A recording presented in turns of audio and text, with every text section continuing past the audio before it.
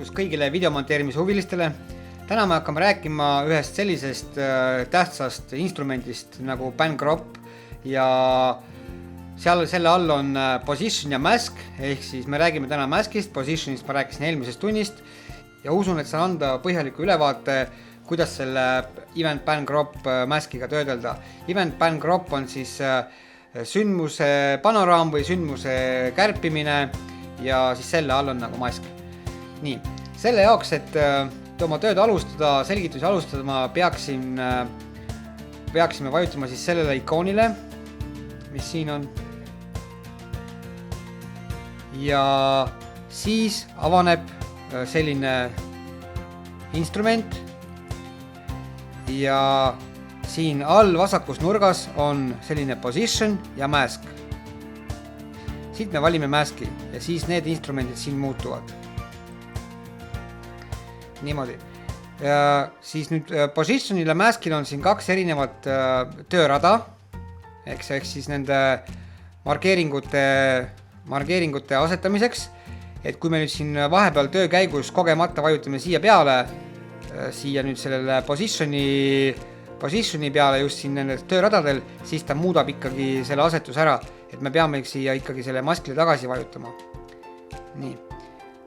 Mina olen siis omale töölauale siis juba tõmmanud siin ühe siis video või siis mingisuguseks sündmuseks, mida ma tahan siis nagu töötlema hakata.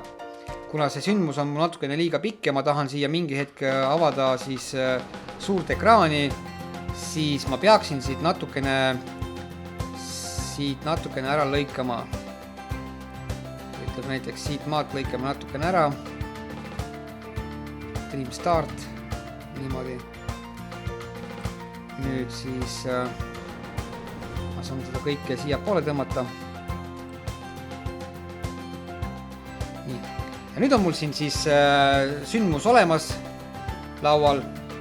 Ärge kunagi unustage kogu aeg tihti vajutada Ctrl-S-i. Mina olen vahepeal mõelnud, et ma peaksin endale jala alla tegema sellise nupu, et mis kogu aeg teeb Ctrl-S-i, sest et kui Ctrl-S-i unustada, siis vahepeal töökäigus teeb see hulle tulemusi või hulle asju. Uskuge mind. Nii, et minul on siis, panekski tegelikult siis nagu selle teise monitori käima.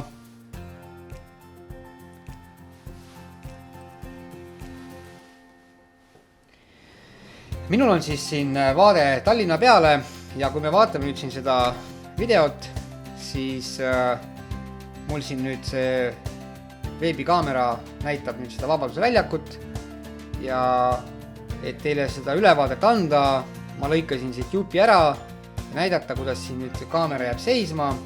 Seda võib ka liikuva pealt teha, aga ma ei hakka teile seda liikumise pealt nagu näitama. Liikuva siis nagu selle stseeni pealt, et mul on lihtsam teile ette näidata, kui see stseen seisab. Ja siin inimesed liiguvad, eks. Siin inimesed liiguvad, ehk siis need lipud lehvivad. Siin lipp lehvib, eks, ja on näha nagu elu käib, eks. Ja nüüd me hakkame selle jupi peal siis muutma.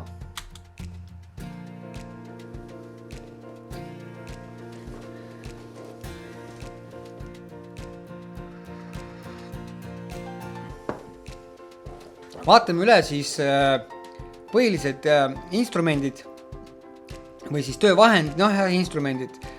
Vaatame üle instrumendid põhilised, mis hakkavad olema siis meile abiks siin. Siin on siis selline instrument. Me tegime selle Pangroppi nüüd lahti juba, eks. Teeme selle suuremaks niimoodi. Et siin on siis sellised instrumendid, nagu ka positioni juures oli normal edit tool, eks. Et ma saaksin siit liigutada seda, siis on siin samamoodi selline 4 kaarde näitav nool, eks, magnet, zoomi märk, aga meie täna vaatame siis põhiliselt seda ovaali, seda rombi, ankru siis loomise instrumenti ja siis seda anchor delete'i, see ankri kustutamise instrumenti. Nii. Näiteks me tahame samamoodi, vaadake, pange sisse see kursori sünkroniseerimise nupp, eks, et kuna meie avasime praegu siis selle Bancropi, avasime just selle välja lõigatud videojupi peal, näete, kui me siit liigutame, näitan teile nüüd niimoodi, kui me siit liigutame seda järjehoidjat siin, siis see järjehoidja automaatselt liigub siin ka, vaatame nüüd niimoodi. Nüüd ma klikin hiire vasaku klõpsuga sellele järjehoidjale, liigutan seda, lasen lahti ja siis ta liigub ka siin. Eks vahest on, nagu ma eelmistes tundides ka ütlesin, vahest on see väga, väga mugav. Võtame siis praegu käsitlusse näiteks selle rombi. Nii, et nüüd tekkis selline ristikene siin peal, eks. Kui me hakkame selle rombiga nüüd töötlema, siis me tõmbame, eristame selle, näete, eristame nii, nagu me tahame siit seda kaadrit, kui palju me tahame, eks. Nii, ütleme, et me seda nüüd ei taha, eks, tahame tagasi minna, sellega on tihtipeale raskusi, kui inimene ei tea nagu, et kuidas nüüd seda siit ära võtta, siis kõige parem on siia sellele alale, mis te just märkisite, vajutada hiire parema klõpsuga, siis tuleb lahti selline töölaud, võtta reset mask ja nüüd ta kaob ära jälle. Nii, näiteks me tahame, võtame muuseas rectangle lahti, see rombi ja eristame välja näiteks sellise asja siit, eks. Nii. Kui me nüüd liigutame seda, siis mina küll vajutasin praegu kogemata. Nüüd me liigutame, siis me saame, näete, niimoodi toimub see kõik see eristus. Võtame uuesti reset mask.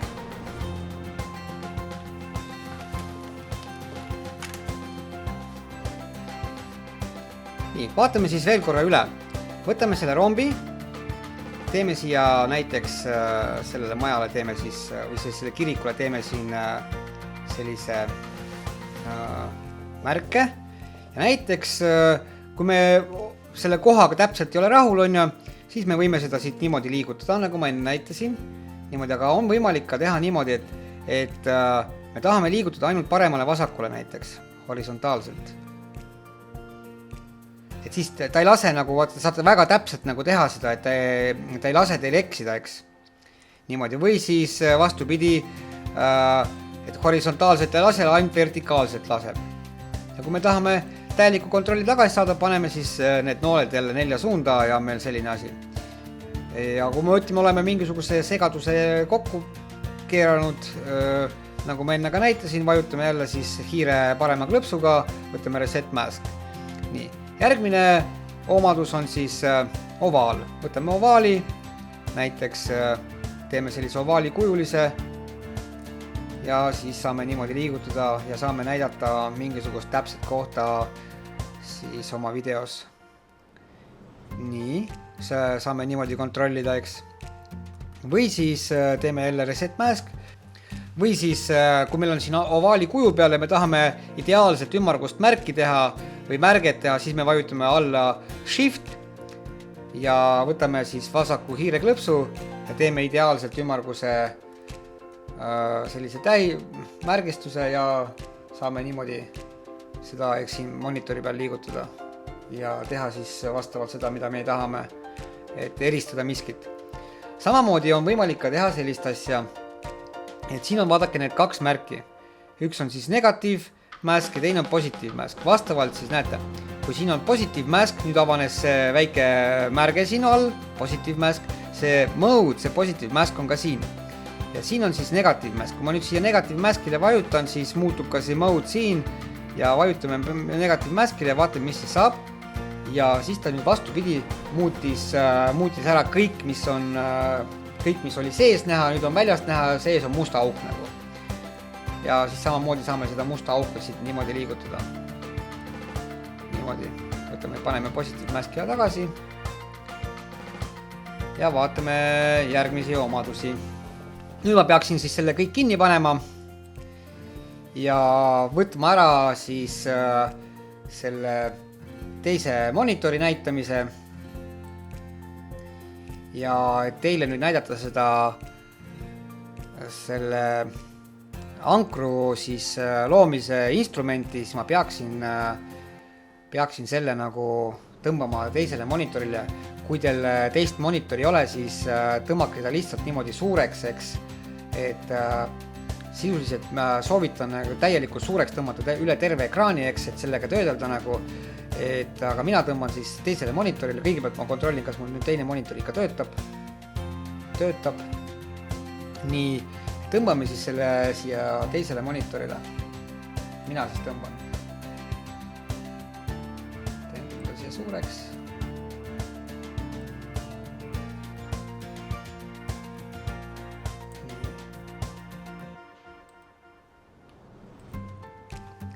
Nii, ja kuidas see nüüd töötlus siis pihta hakkab? Näitamise jaoks ma tõmban, zoomin selle niivõrd suureks kui vähegi võimalik, eks.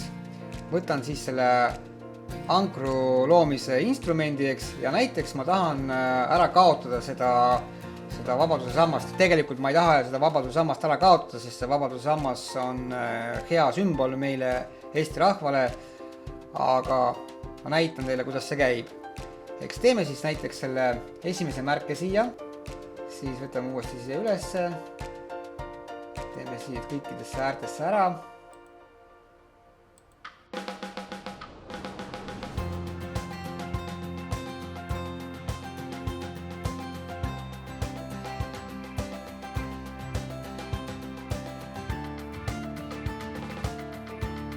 Ja nüüd, kui me paneme selle siia viimase, siis me suleme selle ringi.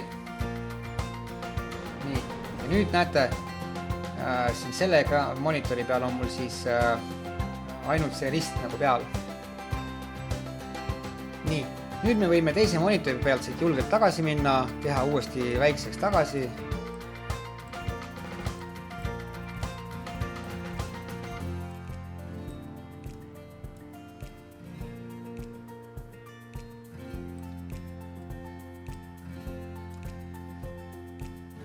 Ja nüüd on mul selle suure monitori peal tagasi ja vaadake, need ääred on siin sellised hästi teravad, eks. Et kuidas ma seda teravust nagu maha saan?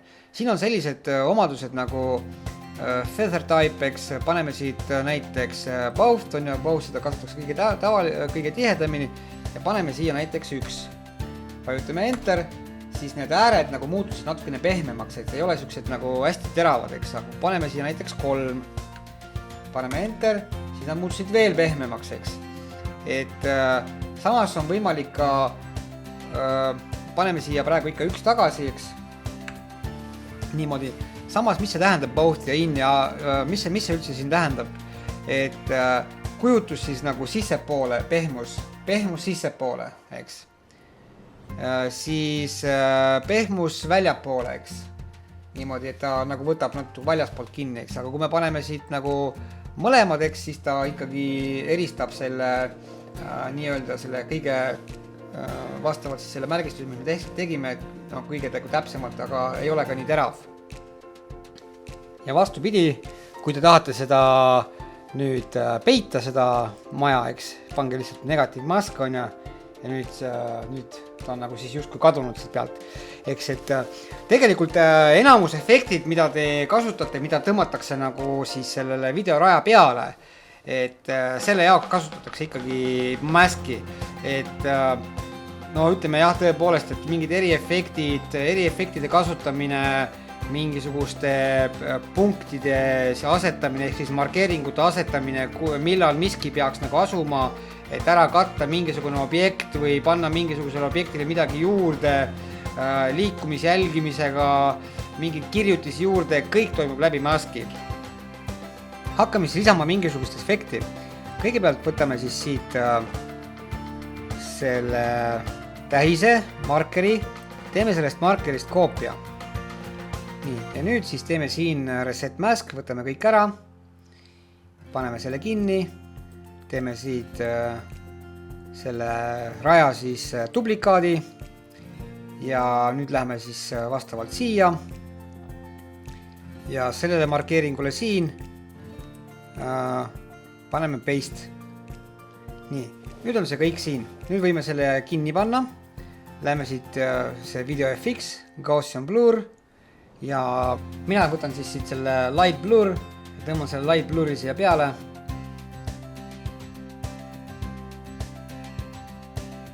Nüüd on see kõik ära hägustunud ja vaadake, nii täpselt kui see blur siin on, eks, siis selle sõltub sellest, kui hästi sa tegid neid markeeringuid peale. Ja kui me läheme siia nüüd tagasi, eks, sellega, ikkagi selle noolega, sest et muidu kui me hakkame selle ankuriga tegema, tuleb neid täppe juurde ja me saame siit niimoodi selle noolega parandada, tõmmata laiemaks, vaadata, et hägustada natuke rohkem.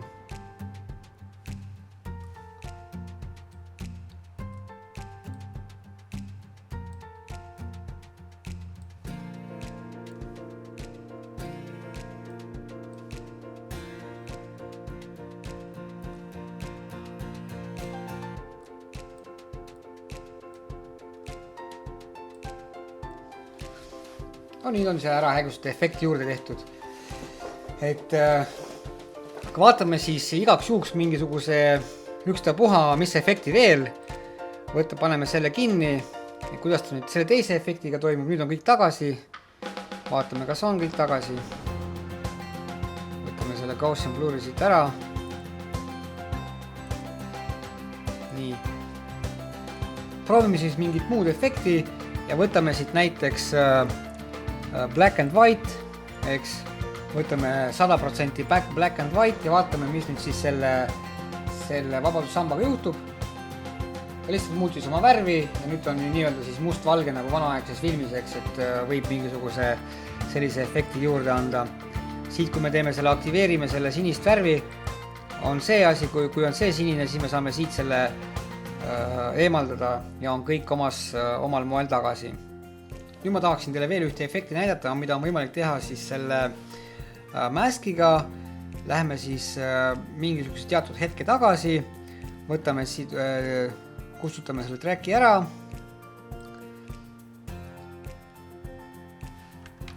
Nii, mul on vaja ainult üks track ära kustutada. Delete track.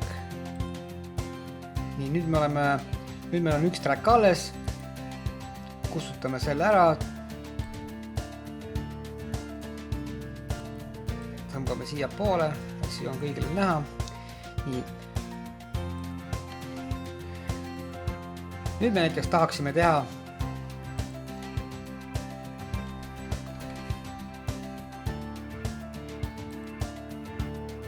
nii, kustutame selle ka ära. Tõmbame veel siia poole. Poole. Nüüd me tahaksime mingisugust muud efekti teha ja ma näitan teile sellist efekti. Vaadake, nüüd on see järjehoidja on siin lukustatud selle kursoriga, eks. Nüüd me tahame näiteks sellist efekti teha, et siit käib üle selline nagu luup või midagi sellist ümmargust, eks. Et ma olen siin sisse lülitanud selle ovaali. Nüüd ma vajutan Ctrl-Shift, et teha ideaalselt ümmargune, eks. On mul selline ümmargune kaader, ümmargune siis mask olemas, eks. Ja näiteks ma tahan, et mul on see pikkus on siin 30 sekundit, eks.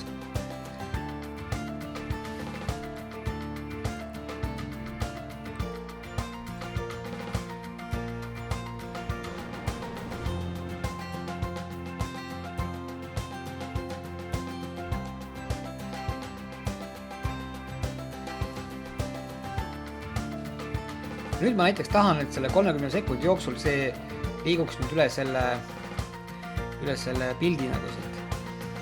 Et teeme siis niimoodi, teeme siia esimese punkti näiteks, teeme, et vaatame ise, et oleks nagu ikkagi selline pehme liikumine, oleks sellised järsku hüppamisi, teeme siia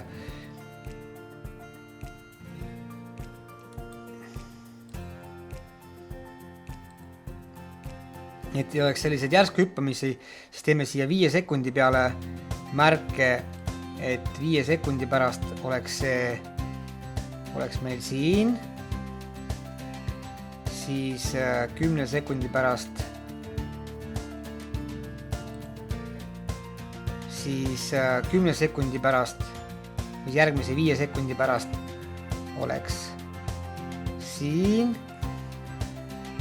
kerime seda edasi, 15 sekundi pärast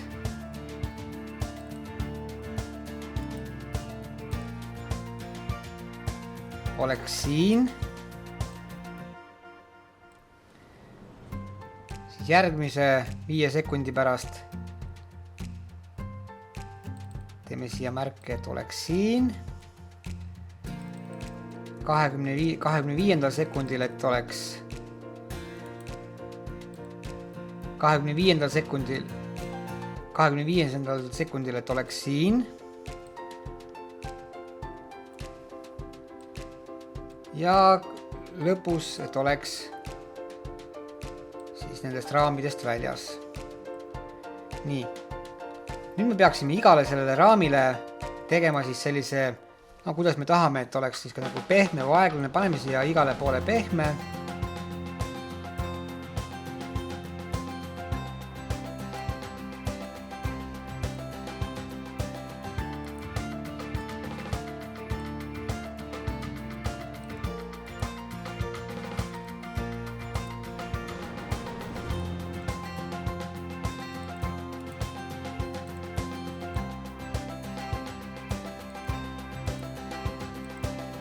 Ja vaatame, mis nüüd sai siin.